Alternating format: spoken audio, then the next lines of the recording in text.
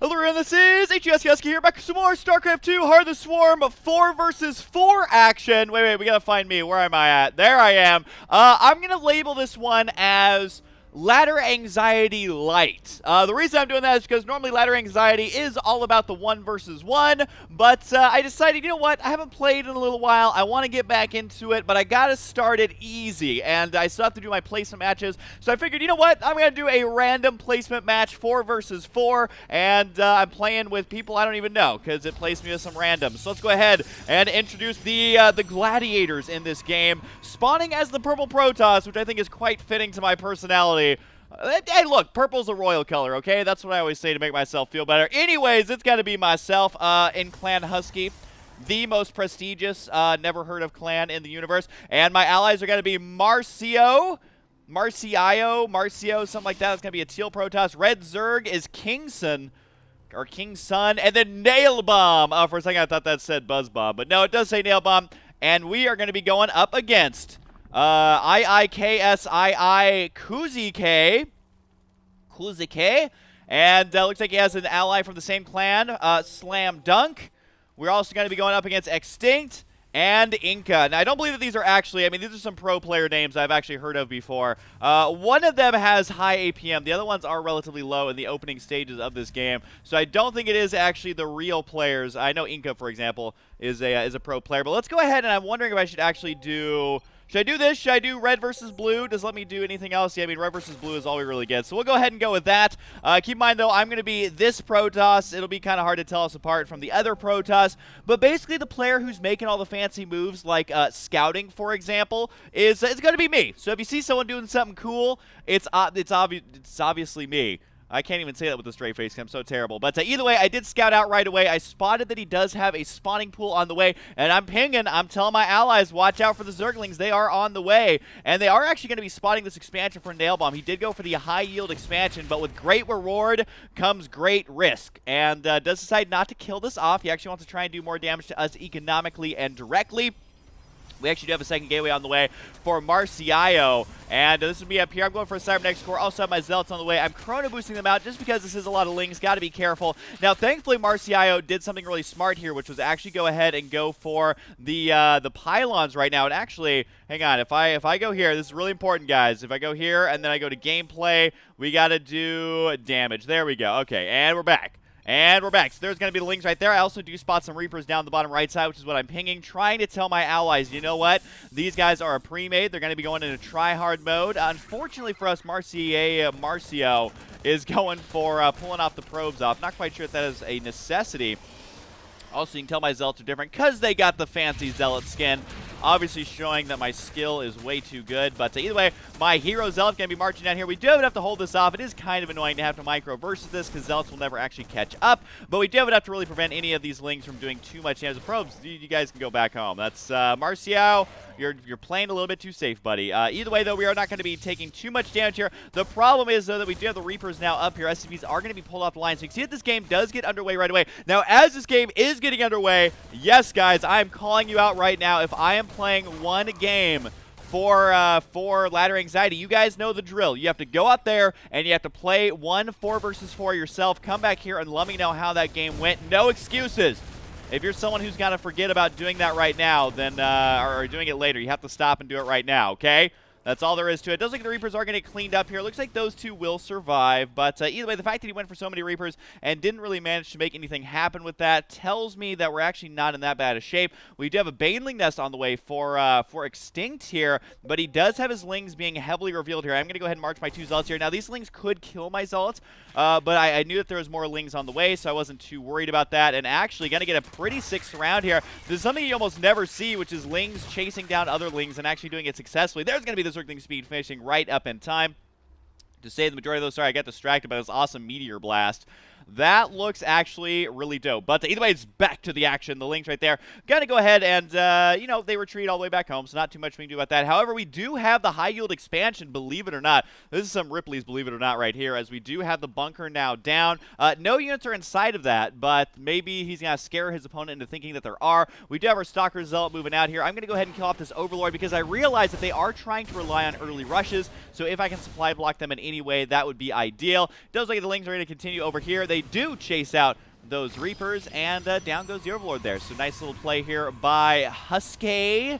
Going to be taking out that Overlord, and let's take a look at the army supplies. I'm actually kind of curious right now. So keep in mind that we are top and they are bottom, and we do have a slight advantage from, who is this? This is Kingston is really out in the lead, but you know, we do have one player who is at 27. And they have one, their lowest is at 28 there. So relatively even. It's just our one Zerg player, Kingsun, has apparently been macroing quite well right here. So it does look like the Lings are going to be running down here. And actually, this is relatively undefended. Not a whole lot here to defend, except for these Banelings right now showing up just in time to try and get the big detonations there. Not going to quite happen. Instead, we're going to be having a Ling versus Ling battle. My Stalkers show up, and hopefully they can absorb some of those Baneling hits. If nothing else, they are going to be absorbing a lot of these Ling hits, buying time for the Zealots and other Stalkers and more Marines to be showing up. So we're going to be returning the favor as far as aggression is concerned. This is a lot of aggression only at the 8-minute mark. Big Baneling hit right there. And it does look like they have enough defense here to hold off the Ling counterattack, but it does look like the Queen will go down first. But they don't have enough to clean up this. Here comes some Banelings rolling on in. I'm trying to intercept them with my Stalkers there. That is not going to happen, though, and actually we have lots going on. Reapers over here have been massacring this base up here at the exact same time. Got to be going for the hatchery there itself. I have backed into the corner to try and get as many kills as possible. Keep in mind that I do have the Mothership Core here as well, so, and actually killing off quite a few workers. Not bad overall, and I can go ahead and mass recall out of here as soon as I would like to. And I'm going to go ahead and just do that for safety. Not a whole lot more I think I can actually do there. And do you have some units right there?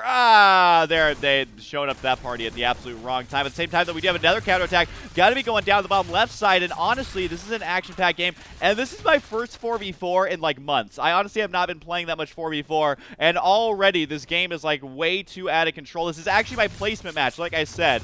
No exaggeration. You guys can check my match history. This is going to be my placement match. Having not played in a long time, definitely rusty, but having an awesome game right here. Looks like those drones have either been killed or had to transfer away. The Queen's going down as well.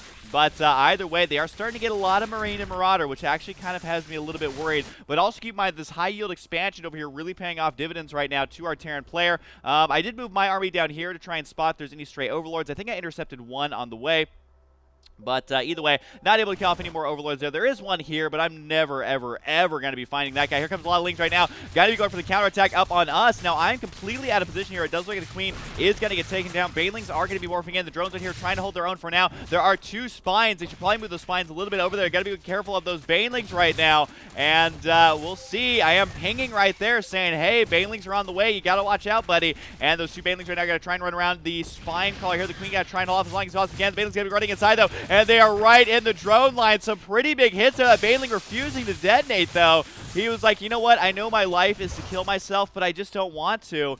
A lot of drones did get taken out there, though, but I kind of want to look at the overall workers here. 21, 31, 24, 27. That's going to be to our 36, 33, 28, 39. So we do have a distinct worker advantage. Do we still have a supply advantage? It's getting kind of close because they do have the Terran player with 72 supply. Got to be in first place as far as supply is concerned. And our Terran player, Nail Bomb, not in a good spot. Yes, he's got lots of money right now, but he's just not been able to spend it here or has decided not to. So he's actually fallen way, way behind. That's kind of how team games are. You're going to have players of different skill sets, which is honestly, I know it's frustrating to a lot of people, but it's actually what I like about team games. It's a lot less stressful, a lot more fun. And you know what? If you lose, just blame it on your teammates and just keep playing. I would rather have people playing more games than not playing games. But either way, you do have the barracks right there. Getting covered in their creep, but not really producing a whole lot. He doesn't have that money. Stim pack going to be on the way. Heavily, heavily delayed. I am going to be working on Psystorm right now. I mentioned that in chat. As really, I've only been able to stay on 2 bases, and the reason I am going for Psystorm, I actually want to talk strategy here for a second. The reason I'm going for Psystorm is look at the army supplies once again. Their highest army supply really in the game, at least I guess they're basically tied right here, going back and forth, but is a Terran player, Marine and Marauder. Look at the time in the game. 12 minutes, 45 seconds. What does that mean? That Marine Marauder is absolutely powerful right now. They can take on a lot of our stuff in a direct fight, and gateway units are just not going to cut it. This amount of Zealot Archon, not really going to cut it. Sure, they have legs. They have no upgrades, though. will easily be kited here by the Marauder slow, by the stem, and by the 1/1. So army supply advantage, I would say, especially goes to that one Terran player. So that is what I'm most worried about. And the strategy part of that is going to be me getting out the High Templar as quickly as I possibly can, given I only have 2 bases to do so. But I also have lots of High Templar right now, so we're going to go ahead and try and move out with everything we've got, which I feel like is just not that much stuff. They have 2 players over 100 supply. We don't have anyone over 100, but overall we have relatively even distribution of our supply. I still gotta say though, unfortunately, Nail Bomb. Nail Bomb, this is a nail biter for me. Also just lost that command center as well. Trying to clean up these drops. There's only so much I can do with just gateway units though, which is always the sad thing about playing Protoss, that if you don't have anything to chase down those drops, they are going to give you one hell of a time. Here comes a huge drop from Slam Dunk. He's got to be doing this NBA Jam style from downtown. He's doing one of those dunks from like half court. At the same time that we are going to go ahead and kill off one of those bases, and hopefully he can micro here. Well, the Baneling gets some pretty good hits, but not devastating hits. Does manage to keep some of those units alive. Unfortunately, this is my base over here, and these medevacs are ready to go. My army completely out of position. This army right here is not reacting in time to help out, so this base is as good as dead. But honestly, at this point, I was focused down here. My High Templar are in position. This is exactly what I made them. They've waited their entire lives for this moment. Can they actually make it happen, though? And there's going to be the huge storms. Oh, my God. 4v4 team storms, always the best versus Terran. And more storms coming on down. Got to be executing that entire army. And that was my goal, was to kill that off, finishing off the medevacs as well. Sure, I lost all the High Templar, but man, did I kill his army. The drops over here have killed off this Nexus over here, so both teams have lost a lot in this game. But you also have to remember that, do I have anything back here? No, I don't. No, I don't. Hopefully it doesn't actually end up dropping me. But either way, I'm trying to cannon rush down here, as I do see that this base is there. I am finally working on +1/+1, managing to find the resources somehow. Even though I thought this drop was going to be doing lots and lots of damage to me, I don't think our Zerg player actually realized that there is a drop over there. I'm moving my army back now to try and defend against this. I do have my probe over here. Haven't really found the resources or time to throw down those cannons. I do ping up here because even though we can't see these medevacs, I'm like, you know what? I think those medevacs are there, so I really like to utilize pings as best as I possibly can. He is going to be dropping inside this base. Keep in mind, he really has nowhere to run, so we're going to be able to get a nice engagement here. Yes, guys, I know that time warp was really bad. It's okay, but hey, if nothing else, I get a Stormer right there. Oh my God, the storms and the feedbacks. My High Templar MVP of this game, trying to go for the cannon rush over here. It does get taken out though, and I think I realized that my probe's there. It's like, oh God, got to get out of here. I don't think there's really anywhere for this probe to run though, so we'll see. Oh my God, he put a planetary there, so definitely nowhere for him to run. But hey, at least I did spot that base.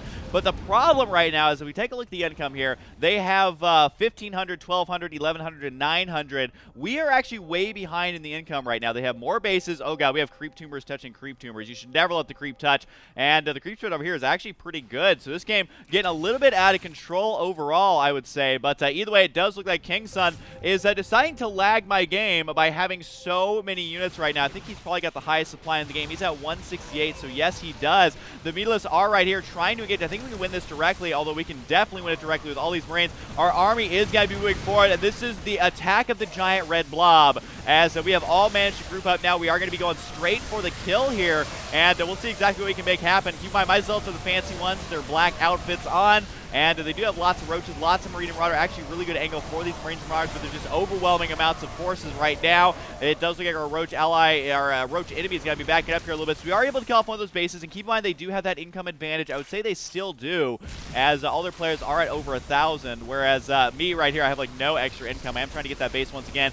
But my Zealots do decide to run in there, which is not going to be ideal for them. Sure, they're absorbing some damage, but not really doing that much else. And at this point, I do lose the Zealots. I honestly don't have that much stuff at this point. I kind of lost the majority of my army killing off that Terran player, so I'm hoping my my allies can help out here. I'm going to throw down a couple last storms, though. I'm not quite done just yet. Time warp right there, trying to just buy us as much time as possible while still saving enough for mass recall. Not that I really have anything to mass recall, so I'll see if I can do anything with this Mothership Core here before my High Templar. Well, they kind of ran out of juice. They don't really have any energy whatsoever and aren't really even close to it. They still need about 15 energy, which is going to take a little bit too long. So I'm going to go ahead and morph that into an Archon. And my supply is actually atrocious right now. I'm only at 32 supply. And they are actually going to be cleaning up our entire army down here. So if we take a look at the army supplies once again, or active forces, I suppose. I mean, look at this supply distribution. I'm at 32 because I went all High Templar and I lost them instantaneously. So I'm actually the lowest in the game right now. I feel like I've done my job, which is kind of whittled down the Terran player. But either way, 191. So it's basically up to Kingston at this point to kill all of them, because look at this, 140, 85, and 120. Those are all ahead of where we're at. So not looking good. I'm like, they have too many bases, looks like, of L Cooks. Cooks-like is what I decided to type right there. But either way, they do have these bases on the left side, which we just don't have anything to match that. They're just now getting the high yield base over here and on the left side, which is not ideal for us. So at this point, man, it is up to you, Kingston. You got to make it happen. Zerg players always lag in StarCraft too, but hey, it's got to be worth it. He's actually running directly into this base. Does he decide to go for the kill right now? Bailey's got to be rolling into the roaches. Is it got to be worth it? We're about to find out. So many units go down. Honestly, not sure who's going to come out ahead right now, but keep in mind the Mutalisk count is just absurd. It's absolutely out of control. 35 Mutas down to 32. The Marine and Marauder showing up here to scare this away. I think he could actually engage that directly. There's just not a whole lot of anti-air there. But again, cutting into that supply in a big way. 162, he doesn't have that much money reserved right now to be replacing those units. I am going to try to expand over here on the left side. And we'll see. I'm trying to get my own economy back on track right now. But again, I really just want to be the guy who's relying on High Templar. The reason is that a High Templar are almost always valuable in team games, especially against Terran, especially against Zerg. And that is exactly what we're going up against right now. So we're going to try and go for it here. And this is going to be the most embarrassing moment ever. I was looking somewhere else. I actually remember this happening. And somehow my guys were set to auto-follow, and they ran into those banelings, so you guys can laugh at me all you want, but it looks like our army might actually get destroyed here. The Roaches decide not to engage directly, but instead go for the kiting action, which I think is the correct move. Keep in mind that we are swinging around on the right side as well. An absolutely ridiculous battle taking place. Unfortunately, I have no units for me to throw in this battle. We're going to be losing that battle pretty one-sidedly at the same time that we're going to be taking out one of the high-yield expansions over on the right side, so an absolute slaughter fest going on this game. And it makes me kind of miss playing team games. I feel like I need to be doing this more and more. So even though this is ladder anxiety light, this is definitely a stressful game for us. We're going to be killing off the base down the bottom right side. And keep in mind that we're actually killing off a lot of workers here. So even though we're trading a base for another base, we're going to be the ones who are killing off all of those workers. The probes right here, I don't know if you want to be running in there. Probably not a good idea. He could just log this in line with these or something.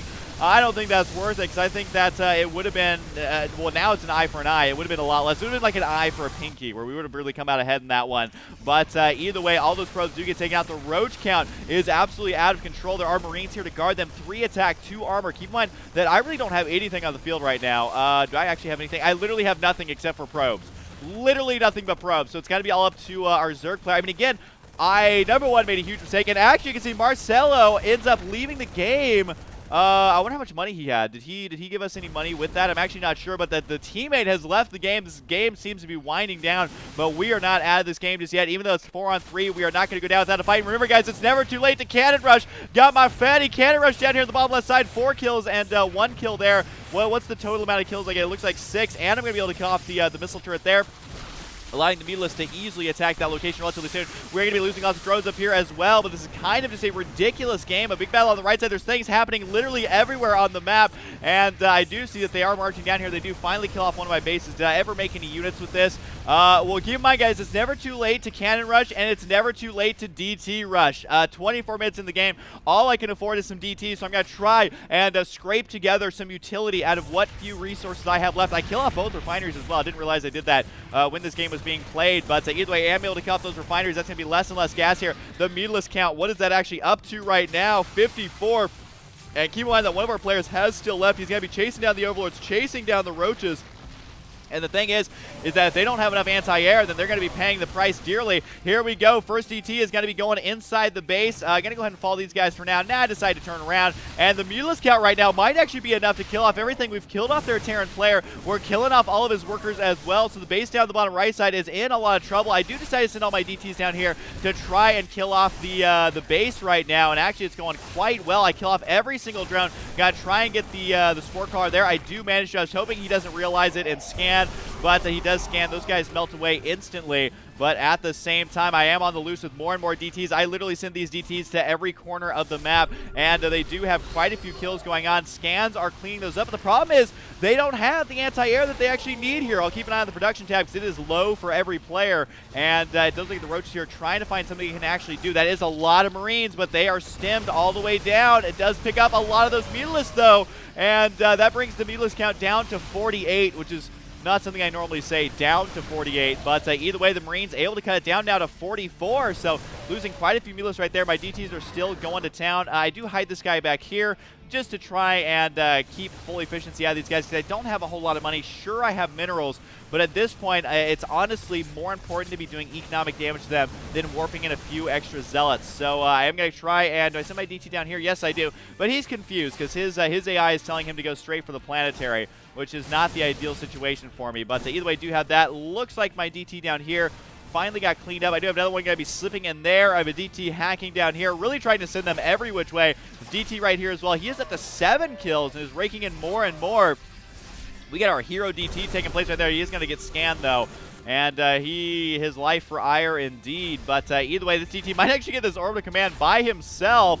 Decides to lift off there. We'll see if that actually burns down or not. But still have DTs loose in these bases. So even though we are down a player, we are trying to take out their Terrans. If we take out the Terrans, that is all of their anti-air. I don't think you're going to save this command center in time, to be completely frank. So that DT did indeed kill it off. There it goes as it does tick down. Army supply, our Zerg player is maxed, but overall supply is about tied here. I think we are actually ahead. It's just that we did lose that one player there. My supply is starting to crawl its way back up slowly but surely. I do have 9 DTs on the field now, still trying to harass with these. And actually, in all honesty, doing quite a good job at it. Just going to be killing out these supply depots. I mean, honestly, supply depots don't matter at this point. What does matter, though, is making them be terrified, not want to be able to move out. And here we go. Banelings rolling in. All the Marines and the Banelings eat them all alive. Oh my God. Gonna be taking those out. I'm pretty sure I blew out my microphone just right there. Ends up destroying the Marines.